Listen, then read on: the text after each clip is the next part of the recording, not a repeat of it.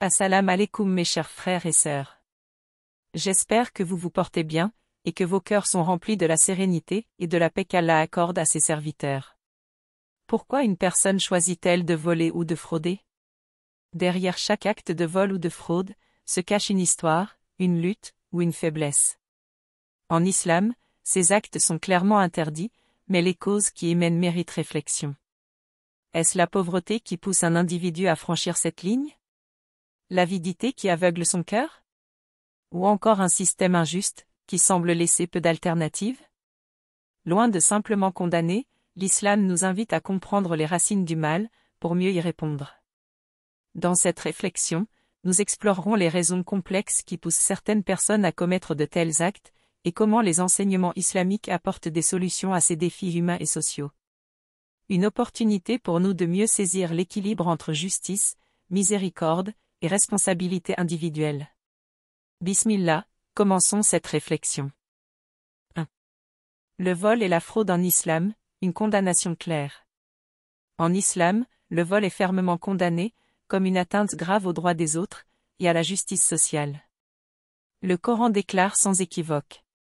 Le voleur et la voleuse, à tous deux, coupez la main en punition de ce qu'ils ont commis, comme sanction de la part d'Allah. Sourate Al-Maïda, verset 38. Mais au-delà de la punition, ce verset nous invite à réfléchir à la gravité de l'acte. Le vol détruit la confiance, fracture les liens sociaux, et s'oppose directement aux valeurs de justice et de solidarité prônées par l'islam. Le prophète Muhammad, paix et bénédiction sur lui, a également mis en garde contre toute forme de fraude, déclarant: Celui qui nous trompe, ne fait pas partie de nous. Hadith rapporté par Muslim. Cela montre que l'honnêteté n'est pas seulement une vertu individuelle, mais une pierre angulaire, pour bâtir une société juste. 2. Quelles sont les raisons qui poussent à voler? Mais pourquoi certains individus en viennent-ils à voler ou frauder? Les raisons peuvent varier. Premièrement, il y a la pauvreté et le besoin désespéré. Certains volent simplement pour survivre, pour nourrir leur famille, ou se vêtir. L'islam reconnaît la complexité de ces situations, et encourage les sociétés musulmanes à combattre la pauvreté, en établissant des systèmes de charité, comme la zakat. Voici une citation du verset 60 de la sourate At-Tawbah, qui traite de la zakat. Les aumônes sont destinées aux pauvres, aux indigents, à ceux qui y travaillent, à ceux dont les cœurs sont à gagner à l'islam, à l'affranchissement des joues, à ceux qui sont lourdement endettés, dans le sentier d'Allah, et pour le voyageur en détresse. C'est un décret d'Allah. Et Allah est omniscient et sage. Sourate At-Tawbah, verset 60. Ce verset illustre les objectifs de la zakat, soulager la pauvreté, renforcer la solidarité, et promouvoir la justice sociale. Deuxièmement, il y a l'avidité, et l'amour des biens matériels. Dans d'autres cas, le vol découle d'une soif insatiable de richesse et de pouvoir, une attitude clairement dénoncée par l'islam. Le prophète Muhammad, paix et bénédiction sur lui, a dit: Si le fils d'Adam possédait une vallée pleine d'or, il en souhaiterait une deuxième, et rien ne pourra remplir son ventre, à part la poussière. Rapporté par Al-Bukhari et Muslim. Et troisièmement, nous vivons dans un monde où le système est injuste ou corrompu. Parfois, le vol devient un moyen de contester une société perçue comme oppressante.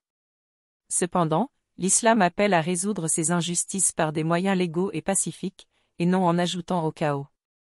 Et enfin 3. Comment l'islam prévient le vol et la fraude?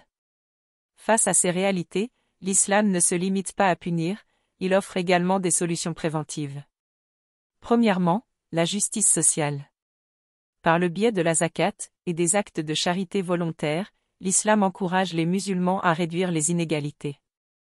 Cela aide à éradiquer la pauvreté, qui est l'une des principales causes du vol. Voici le verset 177 de la sourate Al-Baqarah, qui met en lumière la véritable vertu et l'importance de la charité. La bonté pieuse ne consiste pas à tourner vos visages vers le levant ou le couchant. Mais la bonté pieuse est de croire en Allah, au jour dernier, aux anges, aux livres et aux prophètes, de donner de ses biens, quel que soit son amour pour eux, aux proches, aux orphelins, aux nécessiteux, aux voyageurs indigents, et à ceux qui demandent l'aide, et pour délier les joues, d'accomplir la prière et d'acquitter la zakat.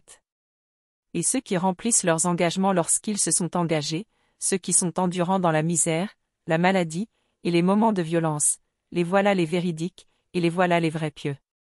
Sourate Al-Baqarah, verset 177. Ce verset illustre que la vraie piété se manifeste dans la foi sincère, la charité, et la droiture dans les actes. Deuxièmement, l'éducation morale et spirituelle. Dès le plus jeune âge, l'islam enseigne l'importance de l'honnêteté, et de la satisfaction avec ce que l'on a. Celui qui est satisfait de ce qu'Allah lui a donné, est vraiment riche. Hadith rapporté par Ahmad. Et troisièmement, le soutien communautaire. Dans une société islamique idéale, personne ne devrait se sentir obligé de voler. La communauté joue un rôle actif, en aidant ceux qui sont dans le besoin. Nous arrivons à la conclusion de cette réflexion sur le vol et la fraude en islam. Mes chers frères et sœurs, souvenons-nous que chaque épreuve, chaque difficulté, même le mal que nous observons, ou commettons, est une occasion de se rapprocher d'Allah. Par la patience, le repentir sincère, et la quête du bien, ces défis peuvent devenir des sources de purification, et de force spirituelle. Si ce sujet a suscité en vous des interrogations ou des émotions, sachez qu'Allah, dans sa miséricorde infinie, ouvre toujours les portes du pardon. Le repentir sincère efface les fautes, même les plus graves. Ce n'est pas l'erreur qui définit une personne, mais la manière dont elle choisit de s'en relever, et de se tourner vers son Seigneur. Mes chers frères et sœurs, si mes paroles ont pu heurter, ou déranger certains d'entre vous, je vous demande pardon au nom d'Allah. Mon intention est sincèrement de transmettre les enseignements précieux de notre religion, dans l'espoir qu'ils soient bénéfiques à nous tous. Que ces rappels nous aident à avancer ensemble sur le chemin de la droiture, Amin. Si vous avez trouvé cette vidéo utile, n'hésitez pas à la partager pour diffuser ces enseignements, et à vous abonner pour que nous continuions ensemble à explorer ces sujets essentiels. J'invoque Allah, afin qu'il nous guide tous sur le droit chemin, nous accorde la sagesse de reconnaître nos erreurs, la force de les corriger, et qu'il nous enveloppe de sa miséricorde infinie. Amin. Assalamu alaikum.